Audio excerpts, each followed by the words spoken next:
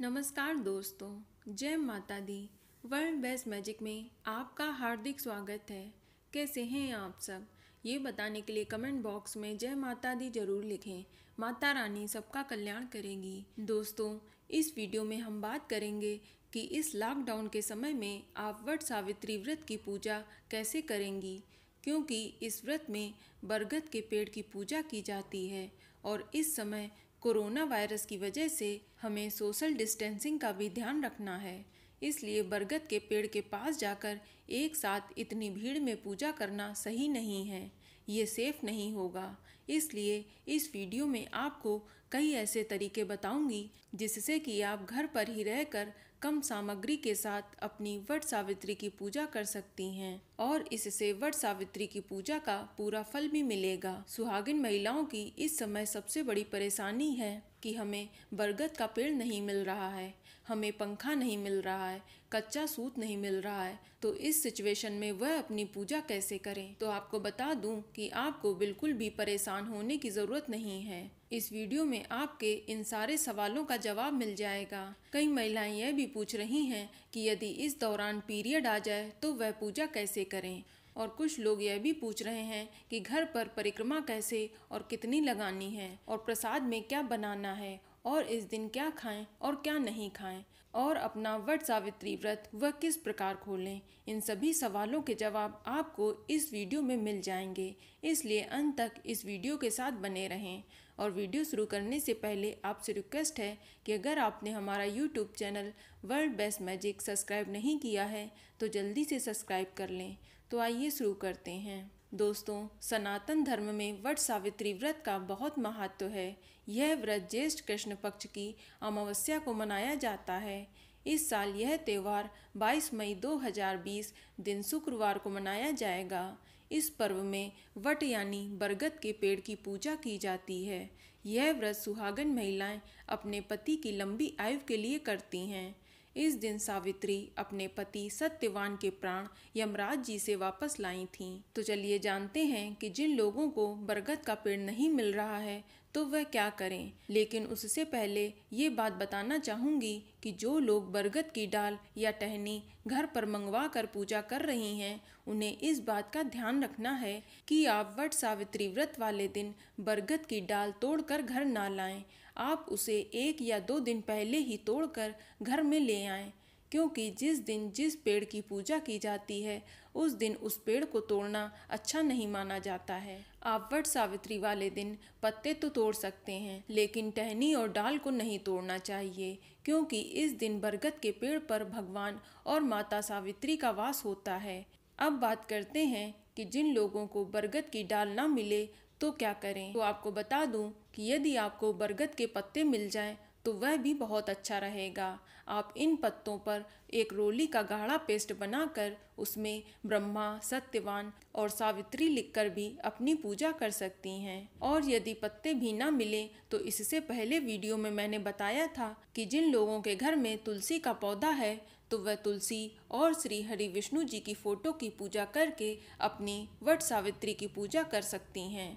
अगर घर में तुलसी भी नहीं है तो कलश स्थापना करके अपनी पूजा पूरी कर लें। और यदि कलश स्थापना भी नहीं करना चाहती हैं तो आप किसी प्लेन व्हाइट पेपर पर बरगद के पेड़ का चित्र बना सकती हैं। जैसे हम कई पूजा में मार्केट से कैलेंडर लाकर उसकी पूजा करते हैं, तो ठीक वैसे ही आप बरगद के पेड़ का चित्र बनाकर भी अपनी पूजा संपन्न कर सकती हैं। आप हरे और भूरे रंग के स्केच का इस्तेमाल करके सुंदर सा बरगद का पेड़ बना लें। और यदि घर पर हरे या भूरे रंग का स्केच भी ना हो तो आप चावल को पीस कर उसमें हल्दी मिलाकर एप्पन बना लें और उससे एक बरगद का सुंदर सा पौधा बना लें और फिर उसकी पूजा कर सकती हैं। चलिए अब जानते हैं कि यदि आपको बांस का पंखा नहीं मिल रहा है तो आप क्या करें। तो आपको बता दें कि अगर आपको बांस का पंखा ना मिले तो उसकी जगह आप कागज का पंखा घर पर ही बनाकर पूजा में इस्तेमाल कर सकती हैं। और यदि कागज का पंखा नहीं बनाना चाहती हैं तो आप बरगद के पेड़ को साड़ी के पल्लू से भी हवा कर सकती हैं। अब कुछ लोगों का सवाल है कि उन्हें इस लॉकडाउन में कच्चा सूत कहीं नहीं मिल रहा है, तो ऐसे में क्या करें।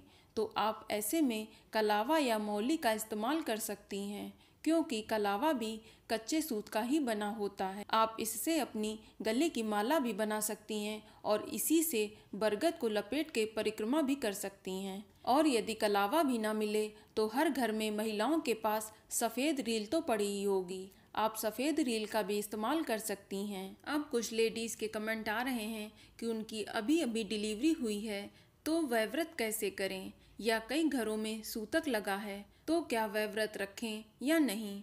तो आप लोगों को बता दूं कि आप लोग परेशान ना हों, आप अगले साल यह व्रत कर सकती हैं। या जो महिलाएं इस दौरान पीरियड से हों उनके लिए भी बता देती हूँ कि वह व्रत रखें, लेकिन वह अपनी पूजा और प्रसाद घर की किसी अन्य महिला से करा लें। या अगर घर में कोई दूसरी सुहागन महिला नहीं है तो आप अपनी पूजा अपने पति से ही करा सकती हैं, इसमें कोई परेशानी नहीं है। इससे भी आपको पूजा का व्रत का पूरा फल प्राप्त होगा। अब बहुत सी महिलाएं परेशान हैं कि इस लॉकडाउन में उन्हें सुहाग का सामान भी नहीं मिल रहा है, तो ऐसे में वो क्या करें। तो आपको बता दूं कि आपके पास घर में जो भी सुहाग का सामान रखा हो, जो आपने इस्तेमाल ना किया हो, नया हो, वह आप पूजा में रख सकती हैं। जैसे हम लोग बहुत से तीर्थ स्थानों में जाते हैं, वहाँ से सिंदूर की डब्बी या सिंदूर जरूर लेके आते हैं, तो आप उस सिंदूर को पूजा में रख सकती हैं। और हर महिला के पास नए बिंदी के पत्ते भी जरूर होंगे, आप उसे पूजा में रख लें। और कपड़े के रूप में यदि कोई चुनरी या ब्लाउज पीस रखा हो तो उसे पूजा के पेड़ में चढ़ा दें। और यदि कोई नया रुमाल भी हो तो उसका भी इस्तेमाल कर सकती हैं। और यदि घर पर वो भी ना हो तो आप मौली को वस्त्र के रूप में भी चढ़ा सकती हैं। आपके पास घर पर जितनी भी सुहाग की सामग्री हो उसी से ही अपनी पूजा कर लें, ज़्यादा परेशान होने की ज़रूरत नहीं है। आपके मन का सच्चा भाव ही आपकी पूजा को सफल बना देगा। आपको बता दें कि महिलाओं को इस दिन सुबह स्नान आदि से निवृत्त होकर मन में व्रत का संकल्प लेना चाहिए। और इस दिन महिलाओं को खासकर लाल रंग की साड़ी पहननी चाहिए। अगर आप किसी और रंग की साड़ी पहन रही हैं तो आप अपनी सुहाग की चुनरी या ओढ़नी ओढ़कर ही पूजा करें। अब आप जिस स्थान पर पूजा करेंगी उस स्थान को थोड़ा सा गंगा जल छिड़क कर शुद्ध कर लें। अब अपनी पूजा की सामग्री एक जगह एकत्र करें। इसमें जल का कलश, मौली, रोली, कच्चा सूत, धूप दीप, भिगोए हुए चने, फूल, फल, इसमें आप आम और खरबूजा रख लें। और इसमें आटे में गुड़ मिलाकर बरगद बनाए जाते हैं, जिन्हें कहीं कहीं गुलगुले या पुए भी बोलते हैं। और इसमें पूड़ी भी बनाई जाती हैं। और पूजा की चौक बनाने के लिए एप्पन बना लें। इसके लिए आप चावल को पहले ही भिगो लें और उसे पीसकर उसमें हल्दी मिला लें।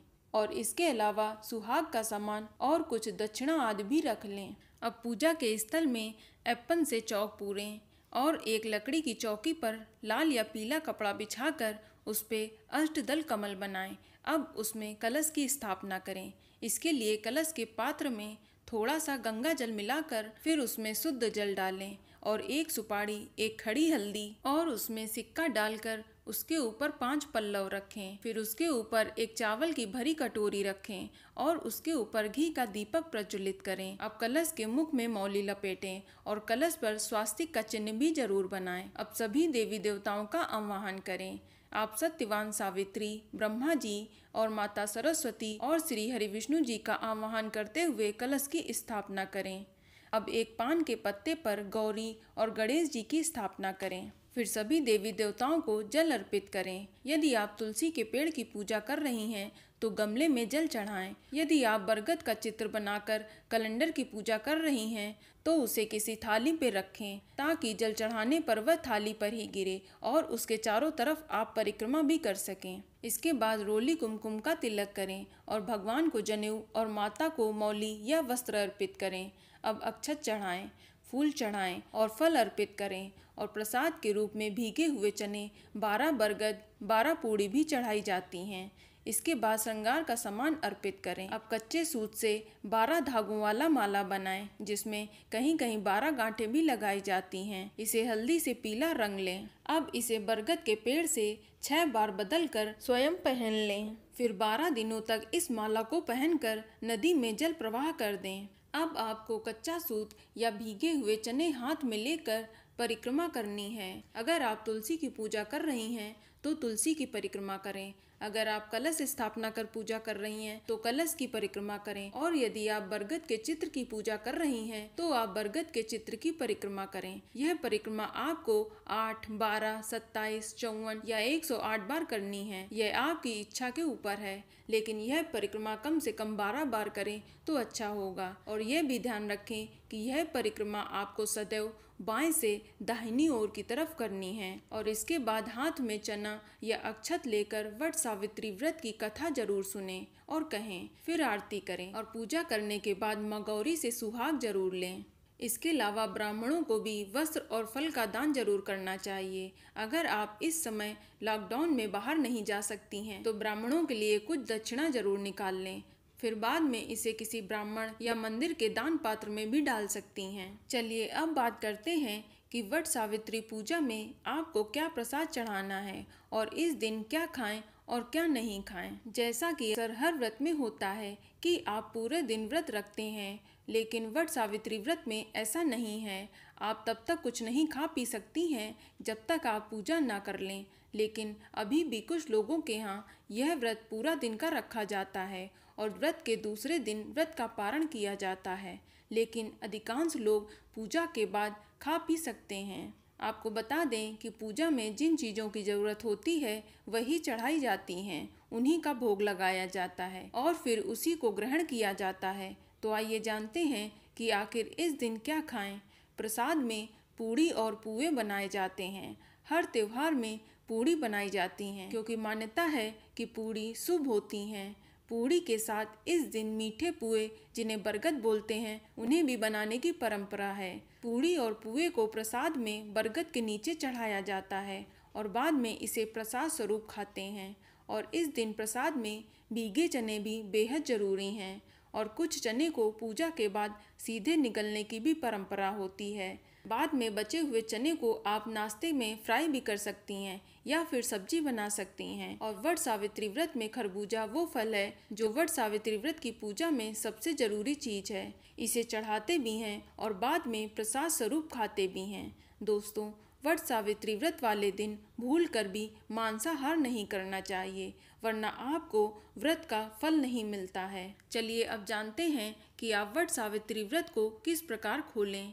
आपको बता दें कि पूजा के बाद वहीं पूजा के स्थान पर बैठकर आप 11 चने और वट वृक्ष की लाल रंग की कली यानी कोपल को पानी से निगल कर अपना व्रत खोलें। और यदि आपको बरगद की कोपल ना मिले तो उसकी जगह एक तुलसी का पत्ता और 11 चने को पानी से निगल कर अपना व्रत का पारण कर सकती हैं। तो दोस्तों, यह जानकारी आपको कैसी लगी हमें कमेंट करके अवश्य बताएं और इस वीडियो को लाइक करें और शेयर करें और साथ ही साथ चैनल को सब्सक्राइब करें।